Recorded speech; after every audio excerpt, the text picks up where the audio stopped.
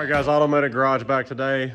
Got grease on my face as usual with this 2010 6.4 here, brought to us because he burned his starter up after changing his fuel filters. So he called me and he said, hey, I got this weird little surge. I noticed when it's sitting here idling with RPMs, kind of just go up and down just to slide them out, feel like it's surging. I said, when did you change your fuel filters last? He said, not really sure, been a while. I said, change the fuel filters first. And I did say, prime that system up good before you go to start it up again. And he didn't. So he threw Motorcraft filters in here, didn't prime the system, goes to start it, and you all know what happens. He just filled his whole entire air system up with air. And these are almost like the old 7.3 IDIs in the aspect of they do not tolerate air in the system whatsoever. So we had to get the air out of it.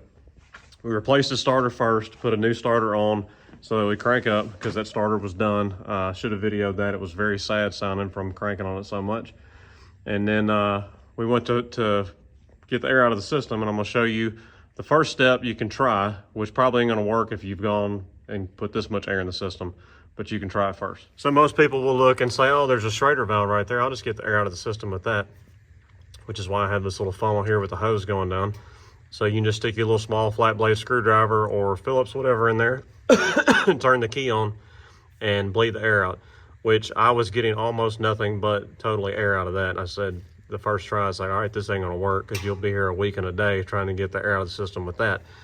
So they make a bleeder kit, which I think I'll throw a link here in here for y'all. I've never bought it, but it comes with the rear banjo bolt here, and it's got an adapter to hook a hose to it, and you tighten it down and you can purge the air out of the system that way.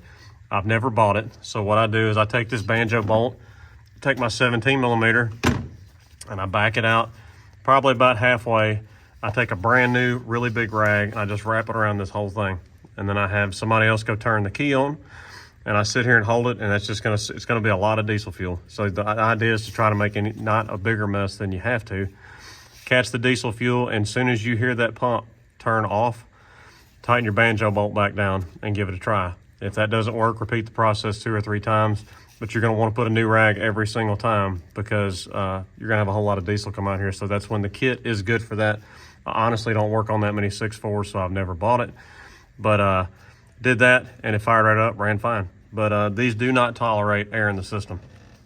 You could even hear it the first time after I put the new starter on it and turned the key on. You could hear it bubbling in the tank and the return, just putting air into the tank the whole time. So that's how you bleed the air out of the system. Buy the bleeder kit if you don't want to make a mess, or you can do the method I showed you where you don't need a tool, and you can do it that way. Take a little bit of brake clean and clean up whatever little bit of mess you make after that. So now that we have no air in the system, we got a normal start just like always. Pump sounds normal, no air going through the system. Fires right up just like it's supposed to. So since he did complain of the oscillating before this started and never got it started again, I wanted to verify his lift pump. So we did hook our fuel pressure gauge up to the Schrader valve there, and we verified that we have had 3 pounds of pressure, plus or minus 0.5 is what's acceptable. But this gauge is kind of bigger increments, and it was right there around 3 pounds. So we knew we had a good lift pump, and that was working. We knew we had new Motorcraft filters in it. Did verify the O-rings and all that were on it the correct way, and that we weren't getting air intrusion that way. But anyways, if you change your filters, or if you're working on a truck that you can't get started and somebody has changed the filters or messed with the fuel system, bleed the air out that way. Buy the bleeder kit if you don't want to make a mess, or you can kind of do it the messy way like I did. Clean it up with some brake cleaner when you're done, and she'll fire up. So just wanted to show y'all this quick video on how to get air out of your system on your 6.4. It's not a big complex process. It can just be a little bit messy. Y'all go check out all of the videos on the channel if you want to. A lot of Power Stroke content. Check us out at Facebook, Instagram, and Rumble. AutomaticGarage.com. We got our Patreon also. We do a giveaway every single month. We're giving away tools. We're giving away diagnostic stuff like that on it every single month. So we appreciate y'all watching. This Automatic Garage signing out. We'll holler at y'all later.